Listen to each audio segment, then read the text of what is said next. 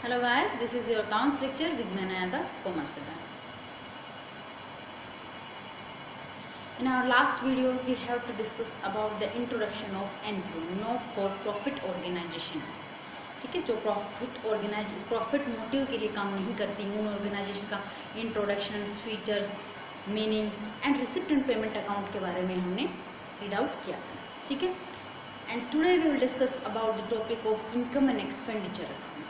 Income and expenditure account. चलिए receipt and payment account के बारे में थोड़ा सा लाइटली फिर से बता देती हूँ कि जो रिसिप्ट एंड पेमेंट अकाउंट होता है वो एक तरीके का कैश बुक की तरह होता है कि रियल अकाउंट रूल बेस्ड होता है कि debit what comes in and credit what goes out. ठीक है, तो डेबिट में सारे के सारे रिसिप्ट आते हैं, क्रेडिट में सारे के सारी इनकम आती है.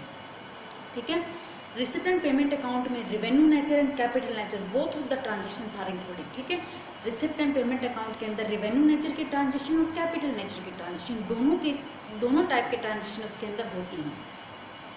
Opening balance cash and bank का भी होता है, क्लोजिंग बैलेंस भी होता है. और रिसिप्ट एंड पेमेंट अकाउंट के अंदर पिछला साल, ये साल, नेक्स्ट ईयर, ठीक है, previous year, present year and next year, तीनों ईयर के सब्सक्रिप्शन या ट्रांजेक्शन से बैलेंस होते हैं उसमें.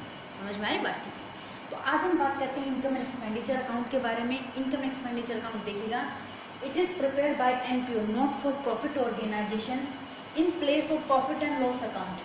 ठीक है, in place of profit and loss account. जो प्रॉफिट मेन मोटिव, जिनका मेन मोटिव प्रॉफिट कमाना होता है, उन ऑर्गेनाइजेशन में कौन सा अकाउंट बनता है? Trading account and profit and loss account. ठीक है, तो ये जो इनकम एंड एक्सपेंडिचर अकाउंट हम बनाते हैं ये instead of profit and loss account, profit and loss account की जगह पर बनता है ये. ठीक है, एंड इट्स बैलेंस रिप्रेजेंट, और जो इसका बैलेंस होता है वो क्या रिप्रेजेंट करता है? Excess of income over expenditures. ठीक है, वाइस वर्सा.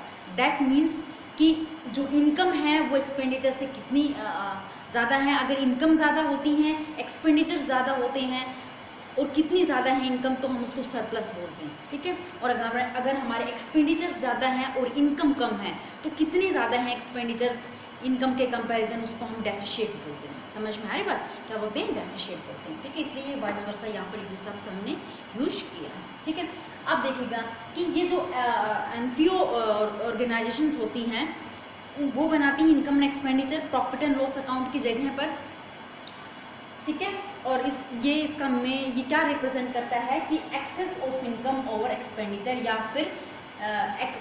फिर डेफिशिएट ऑफ एक्सपेंडिचर और इनकम. ठीक है, या तो कि इनकम ज़्यादा है या फिर एक्सपेंडिचर ज़्यादा है, वो रिप्रेजेंट करता है. हो गया? क्लियर है? ठीक है, अब हम कुछ एक फीचर्स देख लेते हैं income and income and expenditure account के कुछ एक फीचर्स देख लेते हैं. बाद में हम फॉर्मेट के ऊपर भी आते हैं. ठीक है, तो फीचर्स कहाँ से आती हैं? मीनिंग एंड स्टेटमेंट में से ही आती हैं. तो फर्स्ट जो है आपकी नेचर ऑफ अकाउंट. जो इनकम एंड एक्सपेंडिचर अकाउंट होता है वो किस नेचर का होता है? Income and expenditure receipt and payment account था वो हमारा रियल रूल अकाउंट नेचर का बताया था हमने, और जो इनकम एक्सपेंडिचर अकाउंट होता है वो नॉमिनल रूल अकाउंट का होता है, नॉमिनल नेचर का होता है. दैट मीन्स नॉमिनल रूल का क्या फॉर्मूला है, क्या रूल है नॉमिनल का? कि debit all the expenditures and losses and credit all the income and gain. यही था ना नॉमिनल का. ठीक है, तो ये किस नेचर का होता है? ये नॉमिनल अकाउंट का होता है, नॉमिनल नेचर का होता है कि डेबिट में सारे के सारे हम क्या डालते हैं? एक्सपेंडिचर्स डालते हैं, और क्रेडिट में हम सारे के सारी इनकम डालते हैं, इनकम एंड गेन डालते हैं. एक्सपेंडिचर एंड लॉसेस सारे के सारे डेबिट में आ जाते हैं, इनकम एंड गेन सारे के सारे क्रेडिट में आ जाते हैं. समझ में आ रही बात? ठीक है, अब हम सेकेंड पॉइंट की तरफ मूव करते हैं कि nature of items recorded in it. ठीक है, कि किस नेचर की जो आइटम्स होती हैं वो इसके अंदर हम रिकॉर्ड करते हैं. इनकम एंड एक्सपेंडिचर अकाउंट के अंदर हम किस नेचर के ट्रांजेक्शन्स, जैसे हमने आपको रिसिप्ट एंड पेमेंट अकाउंट के बारे में बताया था कि उसमें both the natures, that means both the natures का मतलब था कि कैपिटल और रिवेन्यू, कैपिटल और रिवेन्यू दोनों नेचर की जो ट्रांजेक्शन्स होती हैं वो रिकॉर्डेड करते हैं हम रिसिप्ट एंड पेमेंट अकाउंट के अंदर. बट इनकम एंड एक्सपेंडिचर के अकाउंट के अंदर सिर्फ और सिर्फ एक ही नेचर के ट्रांजेक्शन्स रिकॉर्ड करते हैं. कौन सी? रेवेन्यू नेचर के ट्रांजेक्शन्स हम रिकॉर्ड करते हैं. समझ में आ रही बात? रेवेन्यू नेचर के ट्रांजेक्शन्स वो ट्रांजेक्शन होती है जो डे टू डे ट्रांजेक्शन होती हैं. मतलब सेम जो लास्ट ईयर हमने प्रॉफिट एंड लॉस अकाउंट की डेबिट साइड में जितने भी रेवेन्यू खर्चे डाले थे वो सारे के सारे रेवेन्यू नेचर के खर्चे थे. एडवर्टीजमेंट का खर्चा है, इंश्योरेंस पॉलिसी का खर्चा है, रेंट का खर्चा है, बेसिस का है, सैलरी का है, तो ये सारे के सारे रेवेन्यू नेचर के खर्चे हैं, ठीक है। और कैपिटल नेचर के वो एक्सपेंडिचर होते हैं जिनको हम एक बार खरीद लेते हैं और काफ़ी लॉन्ग टाइम के लिए उनको यूज़ करते हैं। जैसे सपोज कीजिएगा कि कोई एसेट्स हमने परचेज़ की, फर्नीचर हमने परचेज़ किया, एक बार परचेज़ कर लिया, ऐसा तो है नहीं कि हम बार बार उसको हर साल परचेज़ करते रहेंगे। तो कैपिटल टाइप के एक्सपेंडिचर्स होते हैं। That means receipts and payment account में दोनों नेचर की ट्रांजेक्शन्स रिकॉर्ड होती हैं, कैपिटल नेचर की भी और रेवेन्यू नेचर की भी, ठीक है। बट इनकम एक्सपेंडिचर अकाउंट के अंदर only and only revenue nature transactions are recorded. समझ में आ गया, ठीक है। अगला देखिएगा, no opening balance of cash and bank, ठीक है। अगली जो फीचर्स मैं आपको बता रही हूँ कि no opening balance of cash and bank. Receipt and payment account में हमने ओपनिंग बैलेंस, वो रिसिप्ट एंड पेमेंट अकाउंट था, वो ओपनिंग बैलेंस से ही स्टार्ट होता था। कैश और बैंक के ओपनिंग बैलेंस के साथ में स्टार्ट होता था, कैश एंड बैंक के ओपनिंग बैलेंस पे खत्म होता था। उसमें क्लोजिंग बैलेंस भी लिखते थे और ओपनिंग बैलेंस भी लिखते थे, ठीक है। But income and expenditure account के अंदर हम कैश और बैंक का ना तो ओपनिंग बैलेंस लिखते हैं ना ही क्लोजिंग बैलेंस लिखते हैं। समझ में आ रही बात, ना ओपनिंग बैलेंस होता है ना क्लोजिंग बैलेंस होता है, ठीक है। सिर्फ रेवेन्यू टाइप की जो नेचर की ट्रांजेक्शन्स होती हैं, चाहे वो एक्सपेंडिचर नेचर की हो चाहे वो इनकम नेचर की, रेवेन्यू नेचर की हम उनको लिखते हैं, रिकॉर्ड करते हैं। अगला है it recorded income expenditures of current period, ठीक है। यहाँ पर हम इनकम एक्सपेंडिचर इस अकाउंट में लिखते तो हैं, लेकिन कौन से साल के लिखते हैं। हमने आपको बताया था रिसिप्ट एंड पेमेंट अकाउंट के अंदर कि उसमें पिछला साल, ये साल और नेक्स्ट आने वाला साल, तीनों साल के रिसिप्ट एंड पेमेंट हम उस अकाउंट के अंदर लिखते थे, ठीक है। लेकिन इनकम एंड एक्सपेंडिचर अकाउंट के अंदर हम सिर्फ और सिर्फ करंट ईयर की जो ट्रांजेक्शन होती हैं, करंट ईयर की इनकम और जो एक्सपेंडिचर होते हैं, सिर्फ और सिर्फ उन्हीं को रिकॉर्ड करते हैं। चाहे करंट ईयर का कोई भी एक्सपेंडिचर हो, चाहे करंट ईयर की कोई भी इनकम हो। समझ आया, ठीक है। सिर्फ और सिर्फ करंट ईयर, मतलब जो इनकम एंड एक्सपेंडिचर अकाउंट है ये बोलते हैं मेरे को अगला पिछला हिसाब नहीं रखना है, ना मुझे पिछला साल चाहिए ना मुझे अगला साल चाहिए, मुझे सिर्फ मतलब है करंट ईयर से, मुझे सिर्फ मतलब है रेवेन्यू नेचर के ट्रांजेक्शन से, ठीक है। मुझे opening and closing cash balance से मतलब नहीं है, ठीक है। चलिए देखते हैं।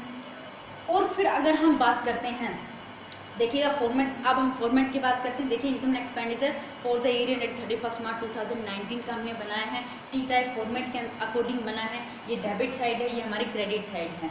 एक्सपेंडिचर्स हम डेबिट साइड में रखते हैं। मैंने थोड़ी देर पहले आपको बताया था कि नॉमिनल नेचर का होता है, तो नॉमिनल के अकॉर्डिंग एक्सपेंडिचर्स डेबिट में ही आते हैं, expenditures and losses. And income and gain आते हैं क्रेडिट साइड में, ठीक है। तो एक्सपेंडिचर देखो लाइटली जो रेवेन्यू नेचर के एक्सपेंडिचर है, कुछ एक मैंने वही लिखे हैं यहाँ पर देखो, जैसे लाइटिंग का खर्चा है, टेलीफोन चार्जेस का खर्चा है, वेजेस एंड सैलरी का खर्चा है, इंश्योरेंस का खर्चा है, ठीक है, रेंट का खर्चा है। तो इस तरीके के जो नॉर्मल खर्चे हैं जो रेवेन्यू नेचर के हैं, सिर्फ वही आएंगे यहाँ पर। इनकम देख लीजिए, जैसे subscription, by subscription, that means subscription ये वो अमाउंट होती है जो इसके मेंबर बनते हैं और एज ए चंदे के रूप में देते हैं, जैसे सब्सक्रिप्शन के रूप में देते हैं। सब्सक्रिप्शन सिर्फ और सिर्फ करंट ईयर का, ठीक है। एंट्रेंस फीस, अगर कोई मेंबर एंट्री करता है आपकी नॉट प्रॉफिट ऑर्गेनाइजेशन के अंदर, तो उसको कुछ एंट्रेंस फीस देनी पड़ती है, वो है, वो इनकम के रूप में है, इनकम है एक तरीके से उस ऑर्गेनाइजेशन की, ठीक है। इंटरेस्ट कहीं से मिला है, लोकल का रेंट मिला है, रेंट मिला है, ठीक है। तो इस तरीके से कुछ एक एक्सपेंडिचर्स और कुछ एक इनकम मैंने यहाँ पर उठाई है। अब आगे देखिएगा, अब हम इसको क्या करेंगे, लास्ट में क्लोज करेंगे। क्लोज कैसे करेंगे, अगर इनकम अगर हमारी ज़्यादा है और एक्सपेंडिचर्स हमारे कम हैं, तो बैलेंस किसका आएगा, बैलेंस की साइड लिखेंगे हम डेबिट साइड में, और क्या होगा, टू सरप्लस, सरप्लस ही होगा ना भाई। इनकम ज़्यादा है, एक्सपेंडिचर्स कम है, वैसे तो दोनों साइड को इक्वल करने के लिए बैलेंस लिखेंगे तो डेबिट साइड में, लेकिन वो इनकम होगी कि इनकम ओवर एक्सपेंडिचर्स, ठीक है, कि इनकम ज़्यादा है एक्सपेंडिचर से कंपेरिजन, क्या आएगा, सरप्लस। क्या लिखेंगे, सरप्लस। और अगर हमारे एक्सपेंडिचर्स ज़्यादा हैं और इनकम कम है, नॉट प्रॉफिट ऑर्गेनाइजेशन के क्या है, खर्चे ज़्यादा हैं उस साल लेकिन इनकम कम है, तो दोनों साइड को हमें तो इक्वल करना पड़ेगा। और क्या आएगा, डेफिशिएट। क्रेडिट साइड में बैलेंस शीट फिगर में क्या लिखेंगे, बाय डेफिशिएट, ठीक है, कि एक्सपेंडिचर ज़्यादा है और इनकम कम है, तो कितनी ज़्यादा है एक्सपेंडिचर्स इनकम के कंपैरिजन, डेफिशिएट से रिप्रेजेंट हम यहाँ पर करेंगे। क्लोज हो जाएगा इनकम एक्सपेंडिचर अकाउंट हमारा, ठीक है। अब इस सरप्लस का और डेफिशिएट का हम करेंगे क्या, ये देखना है, ठीक है। अगर सरप्लस तो आता है तो जब हम बैलेंस शीट बनाएंगे, क्या बनाएंगे, लास्ट में हम बैलेंस शीट बनाएंगे। जब हम बैलेंस शीट बनाएंगे, ठीक है, ये चलिए हम बैलेंस शीट बना करके दिखा देते हैं आपको। ये बैलेंस शीट जब बैलेंस शीट बनाएंगे तो बैलेंस शीट की लायबिलिटी साइड में कैपिटल फंड, और कैपिटल फंड कहाँ से आएगा, रिसिप्ट एंड पेमेंट अकाउंट को बनाने से हमारे पास कैपिटल फंड आएगा, और कैपिटल फंड को हम बैलेंस शीट के अंदर ट्रांसफर कर देंगे। ठीक है, अगर सरप्लस तो है तो कैपिटल फंड में हम क्या कर देंगे, सरप्लस को ऐड करके फिर लिखेंगे। ठीक है, और अगर डेफिशिएट है तो हम उसको माइनस करके, डेफिशिएट है तो माइनस करके। समझ में आया कि इस सरप्लस का और इस डेफिशिएट का हमने क्या करना है, जब हम बैलेंस शीट प्रिपेयर करेंगे लास्ट में, बैलेंस शीट तो प्रिपेयर करनी पड़ेगी। ठीक है, तो कैपिटल फंड के अंदर सरप्लस को ऐड कर देंगे, और डेफिशिएट अगर आता है एक ही आएगा, या तो सरप्लस आएगा या डेफिशिएट आएगा। सरप्लस आता है तो प्लस कर देंगे, डेफिशिएट आता है तो हम उसको डिडक्ट कर देंगे कैपिटल फंड में से। ठीक है, तो हम नॉट प्रॉफिट ऑर्गेनाइजेशन के अंदर 3 तरह के अकाउंट मेंटेन करेंगे। सबसे पहले रिसिप्ट एंड पेमेंट अकाउंट, फिर हम बनाएंगे इनकम एंड एक्सपेंडिचर अकाउंट, और फिर बनाएंगे बैलेंस शीट। बैलेंस शीट आपकी एज इट इज़ बनेगी, कोई चेंजेस नहीं होगा बैलेंस शीट के अंदर। जिस हिसाब से बैलेंस शीट बनती है सेम वैसे ही आपकी बनेंगे। लायबिलिटी साइड में सारी लायबिलिटीज़ और एसेट साइड में सारे एसेट्स। ठीक है, तो हम 2 वीडियो कंप्लीट कर चुके हैं एनपीओ के। ठीक, लास्ट वीडियो के अंदर introduction and receipt and payment account, इस वीडियो के अंदर हमने इनकम एंड एक्सपेंडिचर अकाउंट अच्छे से क्लियर किया। और नेक्स्ट वीडियो के अंदर जो कुछ इंपॉर्टेंट आइटम्स हैं, इंपॉर्टेंट ट्रांजैक्शन या आइटम्स हैं, उनके बारे में हम रीड आउट करेंगे, डिस्कस करेंगे अच्छे से, और उसके बाद में हम हमारे न्यूमेरिकल पोर्शन के ऊपर मूव करेंगे। ठीक है, तो आज के लिए इतना ही, कल मिलते हैं अनदर वीडियो के साथ में, तब तक के लिए थैंक यू।